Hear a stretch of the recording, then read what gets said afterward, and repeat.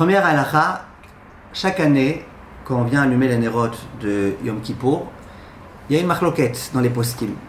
Est-ce qu'on allume avec bracha ou est-ce qu'on allume sans bracha? Chaque année. Les maaseh, la plupart des poskim, ils disent allumer avec bracha. Mais il y a une marloquette. La marloquette, en deux mots, elle tient du fait, la Gemara, elle dit, qu'à Yom Kippour, il y avait des endroits dans lesquels on n'allumait pas de nérotes. Les nérotes de Shabbat, on ne les allumait pas le soir de Kippour. Et la Gemara, elle dit qu'il y avait d'autres endroits où, oui, on les allumait. Et la Gemara, elle dit, juste pour que vous sachiez pourquoi, la Gemara, elle dit que c'était, parce qu'on sait très bien que le jour de Kippour, la relation conjugale est complètement interdite. Il y a 5 interdits. Parmi les 5 interdits de Kippour, il y a Tashmish, Shemitah, la relation conjugale. Donc, la Gemara, elle dit, ceux qui allumaient la lumière, ils faisaient exprès d'allumer la lumière, comme ça ils savaient très bien, on sait très bien qu'on ne peut pas avoir de relation à la lumière. Donc ils disaient, on a une lumière allumée, au moins on est sûr que même si on a un petit etzer ou quoi le jour de Kippour, eh ben, on n'en viendra pas à avoir une relation. Et ceux qui allumaient pas, eux ils disaient au contraire. Si on allume, l'homme il va voir sa femme, elle va commencer à lui plaire, et il va commencer à avoir des pensées. Et donc on préfère qu'il n'y ait pas de lumière le soir de Kippour. C'est ça la Gemara elle dit. Vous ne saviez peut-être pas jusque-là, comme ça la Gemara elle dit. Donc il y a des endroits où exprès on allumait la lumière pour éviter d'en venir Chas v'Shalom à une relation le soir de Kippour qui est complètement interdite, et des endroits dans lesquels au contraire on allumait on éteignait pour ne pas en venir Chas v'Shalom à Yetzer Hara quand l'homme il voit sa femme et compagnie.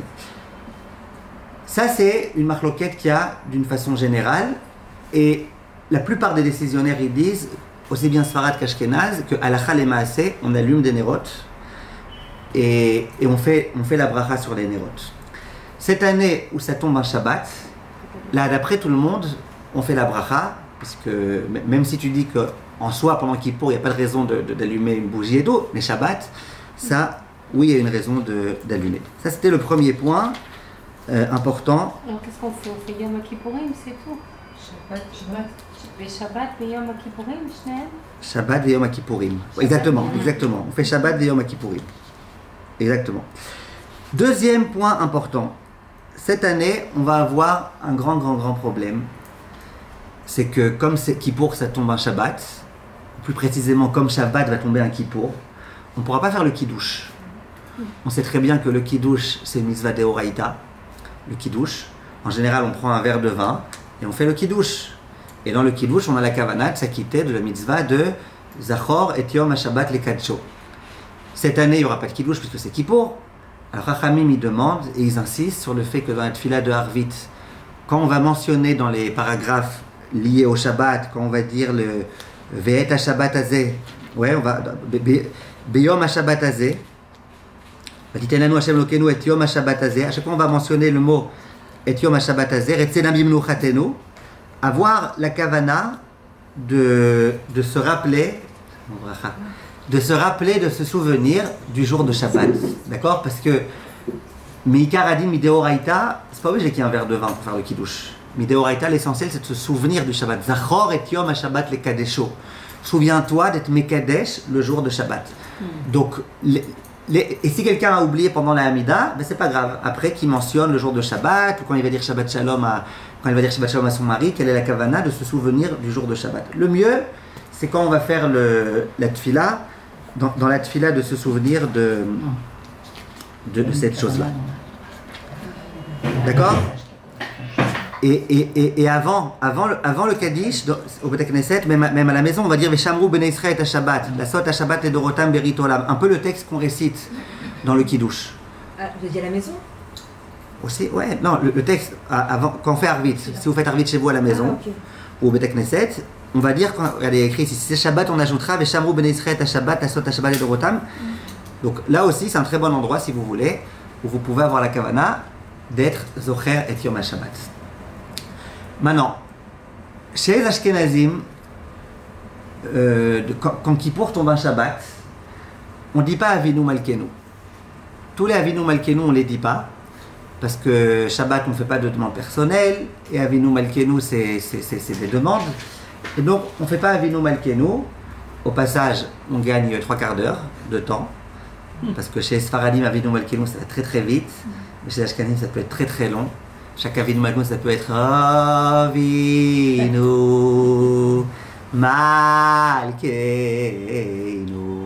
Achazirenu Bitshuva. Je vous fais vite là. Shelema Lefanecha. Et après toute la communauté qui reprend Avinu. Chacun comme ça peut prendre beaucoup de temps. En tous les cas, à Kippour, quand ça tombe un Shabbat, ils ne le font pas. Parce qu'ils appellent ça des demandes personnelles que Shabbat on ne peut pas faire. Le Shulchan Aruch, Rabbi Yosef Karo et Sfaradim, lui dit oui, on dit. Demande personnelle, pas personnelle, Kippour on demande. Et ce qui est intéressant, c'est qu'à la Ne'ila, la dernière tfila de Yom Kippour, là même les Ashkenazim, même le Rama, il dit que quand ça tombe un Shabbat, peut-être je vous ai pas dit, je parle de Shabbat là, quand Yom Kippour tombe un Shabbat, on ne dit pas Avinu Malkeinu. Maintenant, à Ne'ila, même quand ça tombe un Shabbat, cette année par exemple, eh ben, on va dire, mes Ashkenazim ils vont dire Avinu Malkeinu. Et pourquoi? Le terme qui a été employé par les poskim, c'est de dire Imlo Arshav et Matai. Si tu ne demandes pas maintenant, quand tu vas demander? C'est maintenant le Gzardin, ça y est, le Gzardin, la fin, la Khatima, la signature finale, c'est à Ne'ila. Si maintenant on ne demande pas, quand on va demander? Alors c'est vrai qu'on n'aime pas demander de demandes personnelles et de Avinu Malkeinu, mais là c'est le moment ou jamais. Donc ça c'était aussi un point important à savoir, différence entre Sfarad et Ashkenaz. Donc pour nous en tous les cas ça ne change rien, parce que nous en tous les cas, même nous les Sfaradim je veux dire, même le Shabbat, en général, on dit Avinu Malkeinu dans toutes les tfilot. Là où il va y avoir des différences par rapport aux années habituelles, ça va être à Motsae Yom Kippour. Yom Kippour est terminé et on doit faire la Havdalah. La Havdalah, on l'a fait d'une façon générale d'abord, Motsae Yom Kippour, sans Bessamim, d'une façon générale, quand ça ne tombe pas un Shabbat. On l'a fait sans Bessamim. Pourquoi sans Bessamim? Le but des herbes odoriférantes, c'est de dire on a eu une Neshama Yetera, une âme supplémentaire. Cette Neshama Yetera, elle nous quitte, ça va être la Rema. Et maintenant, on doit au moins réconforter notre âme en lui donnant le profit matériel le plus grand de l'âme, Kaviachol. C'est quoi le profit matériel le plus grand de l'âme? C'est les herbes odoriférantes. Il est écrit Kol Neshama Te'alelia, Alléluia. De quoi la Neshama elle profite? D'une bonne nourriture? Non. De quoi elle profite? Des Bessamim, des herbes odoriférantes. Or, à Yom Kippour, étant donné qu'il y a la difficulté du Haïnouï, du fait qu'on ne doit pas manger ça, on ne peut pas boire, il y a moins de Neshama Yetera qui vient. Donc en général, quand on finit Yom Kippour, on fait une Havdalah sans Bessamim, premièrement. En général, pour l'instant je parle en général, après j'arrive à cette année. Deuxièmement, il y a une autre différence. C'est que d'une façon générale, dans la Havdalah, on ne peut faire la bracha sur le nerf, sur la bougie, que si cette bougie, elle était allumée depuis la veille de Shabbat. Depuis la veille de Kippour, excusez-moi. La veille de Kippour, on allume une bougie de plus de 24 heures. Allumer une de 48 heures, comme ça vous êtes tranquille. On allume une bougie de 48 heures. Elle est restée allumée pendant tout Kippour. Et Motzei Kippour, quand on fait la Havdalah, on fait Boré Meoré à Esh. La bougie de l'Havdalah, on l'allume de là-bas? Par exemple, ou alors vous faites même que sur cette bougie, peu importe. Ah, on n'a pas besoin de la bougie tressée. C'est pas obligé qu'elle soit tressée, ou alors vous pouvez l'associer à celle-là. En tout cas, il faut que ça vienne d'un feu qui a déjà été allumé avant Yom Kippour. Ce qui n'est pas le cas le Motzei Shabbat. Le Motzei Shabbat, on allume une bougie et on fait la Havdalah. Quelle différence? Je vous avais déjà expliqué, je pense, une fois. Si vous voulez, je vous le réexplique en une minute. Quelle différence? La différence, c'est que le Motzei Shabbat, pour quelle raison on allume la bougie?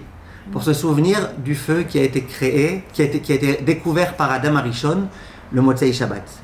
Samedi soir, on allume un feu, on imite Adam Arishon qui a lui aussi allumé un feu samedi soir, et on fait la bracha. C'est quoi le problème? C'était pas allumé depuis vendredi, alors quel rapport? Adam Arishon non plus, c'était pas allumé depuis vendredi. Ça, c'est la raison du samedi soir. Motzei Kippour, ça tombe pas toujours un samedi soir. Parfois, ça tombe un autre jour de la semaine. Il n'y a aucune raison d'allumer une bougie pour se souvenir d'Adam Arishon, qui lui a allumé un feu samedi soir. Alors c'est vrai que Yom Kippour, c'est Shabbat, Shabbaton, tout ce que tu veux, mais ça ne tombe pas un samedi, en général. Alors pourquoi Maître Chachamim, ils ont institué d'allumer un feu et de faire une bracha? La raison, elle est un peu difficile à comprendre. Concentrez-vous bien. Je vous dis ce que Chachamim ils disent. Hein? Je parle de Kippour. Pourquoi à Kippour, quand ça ne tombe pas Shabbat? Pourquoi Chachamim, ils ont institué de faire une bracha sur la bougie? Et pourquoi Dafka une bougie qui était allumée depuis la veille? Pour une raison très simple. Il y a des gens qui commençaient à penser que Yom Kippour, c'était peut-être pas comme un Shabbat normal, c'était peut-être comme Yom Tov. Yom Tov, on peut profiter du feu, un feu déjà existant. Chachamim, ils ont voulu montrer de façon claire et nette que Kippour, on touche pas, on profite pas du feu, exactement comme Shabbat. Qu'est-ce qu'ils ont fait? Ils ont dit, Motzei Shabbat, eh ben, on va montrer qu'on profite. Motzei Kippour. Motzei Kippour, à l'issue de Kippour, on va montrer qu'on profite d'un feu. On va montrer qu'on profite maintenant. Jusque-là, on ne profitait pas. Maintenant, on va profiter.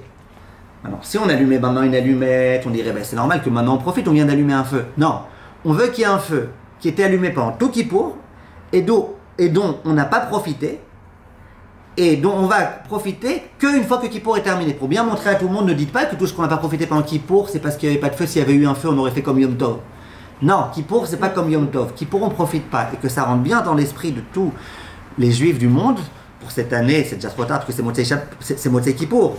Mais pour l'année prochaine, pour tout le temps, Kippour, c'est pas Yom Tov. Kippour, on ne profite pas. Kippour, même si on a une flamme déjà allumée, on n'en profite pas. On n'en profitera que Motzei Kippour. Donc si quelqu'un il n'a pas eu un feu allumé pendant tout Kippour, et que Motzei Kippour il vient de dire ben, j'allume un feu, quel rapport? Ça sert strictement à rien. Les gens ils vont dire, si on avait eu un feu pendant Kippour, peut-être qu'on aurait pu en profiter. J'en arrive maintenant à cette année. Cette année, Kippour, ça tombe un Shabbat. Kippour, ça tombe un Shabbat, ce qui veut dire que peut-être qu'on a malgré tout une Neshama Yetera importante. Si, pendant Kippour en général, on n'a peut-être pas une Neshama Yetera à cause du fait qu'on souffre et qu'on se fait souffrir et qu'on on évite de manger et de boire et de mettre des chaussures et compagnie, le jour de Shabbat, c'est peut-être différent. Il y en a qui ont voulu dire que quand ça tombe un Shabbat, et ben, là il y avait une âme supplémentaire. Et donc, Motzei Shabbat, on doit faire la bracha sur les Bessamim. Il y en a qui disent que non. Il y en a qui disent que Shabbat, pas Shabbat. Étant donné que ce jour-là, on a fait un peu souffrir notre corps et compagnie, eh ben, il y a une moins grande dose de Neshama Yetera. Nous n'allons pas vous expliquer quel rapport entre la Neshama et le Haïnoui. Comme ça, il y en a qui veulent dire. Halakha le Maaseh, donc en général, on ne fait pas. Ça, on a compris. En général, à Kippour tombe à Motzei Kippour, on fait la Havdalah, on ne fait pas les Bessamim. Ça, on a compris, c'est clair. Cette année où ça tombe, un Shabbat, alors le mieux, il y en a qui disent, tu peux faire les Bessamim, comme d'habitude, comme n'importe quel Havdalah. Le Kaf HaChaim, il dit, non, j'ai un peu peur. J'ai un peu peur de quoi? Est-ce qu'on est d'accord que, si maintenant, par exemple, vous nous amenez du jardin un truc qui a une bonne odeur, est-ce que vous êtes d'accord que j'ai le droit maintenant de faire la bracha? Et vous aussi, on a tous le droit. Il n'y a pas de bracha levatala dans la bracha de Boré, Isbe Besaim, à moins que tu sens pas. Mais si tu as l'odorat, il n'y a pas de bracha levatala. Donc quel est le problème? Tu amènes de la menthe, tu amènes du myrte, du hadas, et tu fais la bracha. C'est quoi le problème? Pourquoi on fait maintenant un pile-poule pendant 3 quarts d'heure? Dis-toi que tu veux profiter, et puis voilà. Il n'y a pas de problème. Tu me dis, mais il n'y a peut-être pas de Neshama Yetera. Aujourd'hui non plus, on n'a pas de Neshama Yetera. Et pourtant, si aujourd'hui on veut se consoler du 7 octobre et chacun faire une petite bracha de Bessamim pour un tout petit peu réconforter notre âme autant qu'elle peut, eh ben, on devra faire une bracha. Pourquoi on n'a pas le droit de... C'est quoi la réponse, hein, Berger, c'est quoi la réponse? La réponse, c'est que c'est peut-être une afsaka, un hefsek. C'est peut-être un hefsek. Vous suivez? C'est peut-être un hefsek. Pourquoi? Je vous rappelle comment ça marche la Havdalah. Dans la Havdalah, je prends un verre. Je fais Baruch Ata Hashem, Boré Peri Agefen. Pour l'instant, un kol besséder. Je ne bois pas. Après, je fais la bracha de Yavne, ouais, Yain, Bessamim, Ner. Après, je fais la bracha de Bessamim. Si la bracha de Bessamim, elle a sa place ici, c'est pas une interruption entre le Boré Peri Agefen et quand tu vas boire dans 2 minutes.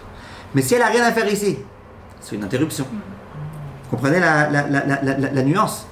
Donc, beaucoup de poskim, ce qu'ils recommandent de faire, ils disent prends des Bessamim. Fais la Havdalah sans les Bessamim. Baruch Ata Hashem Elokeinu Melech HaOlam Boré Peri Agefen. Passe directement au ner. Baruch Ata Hashem Boré Meoré Haesh. Baruch Ata Hashem Amavin Ekoyesh Lechol Uvenor Lechosher Uven Israël Ha'amim. Bois un peu de ton verre de Havdalah. Et après, tranquille, tu prends des herbes odoriférantes. Baruch Ata Hashem Elokeinu Melech HaOlam Boré Israël Bessamim. Comme ça, t'es tranquille d'après tout le monde. Même s'il ne fallait pas faire cette bracha parce que Shabbat n'est pas de Neshama Yetera, de la même façon qu'avec Kippour, tu me permets de boire, tu me permets de manger, tu me permets aussi de faire des brachot sur ce profit. Maintenant, pour le nerf, pour le ner.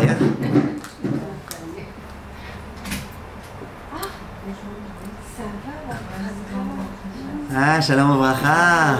40 minutes d'autobus. J'ai fait la moitié de ma prière à l'arrêt. Et il sera Ça s'est bien passé? On a prié pour vous la semaine dernière. On espère. On ne sait pas. Non, c'est bon, c'est bon. Non, non, c'est bon. C'est bon, c'est bon. Non, merci. Maintenant, j'en reviens au ner. Chaque année, si quelqu'un vient me voir et qui me dit j'ai pas de ner allumé depuis l'entrée de Kippour, j'ai pas, ben, je vais dire va demander au voisin, il doit avoir une veilleuse. J'ai pas de voisin, il y a eu un ouragan, tous les feux se sont éteints. Est-ce que je peux maintenant, Motzei Yom Kippour, frotter une allumette, allumer, faire la bracha? Qu'est-ce que je répondrai? En général, Motzei Kippour, je dirais non, ça sert à rien. Maintenant, cette année, tu sais quoi? Tu sais quoi, d'accord, ok. T'as pas eu le mérite d'allumer une lumière avant Yom Kippour. T'as pas eu le mérite. L'institution d'allumer un air en l'honneur de Kippour, tu l'as pas fait. Mais il n'empêche que c'est Motzei Shabbat. Et tout Motzei Shabbat, samedi soir, en souvenir de Adam Arishon, on allume un feu.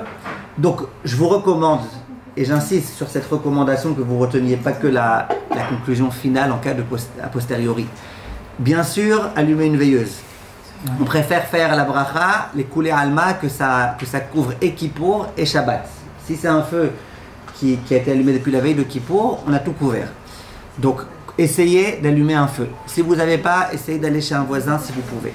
Maintenant, Si le voisin il a utilisé ce nerf. Pas grave. Ah, ok. Tant qu'il est encore allumé, on peut s'en servir 1000 fois. Et si vraiment il n'y a pas de voisin, cette année, on pourra quand même faire la bracha, parce que cette année, ça tombe Motzei Shabbat. Ça, c'était les brachot,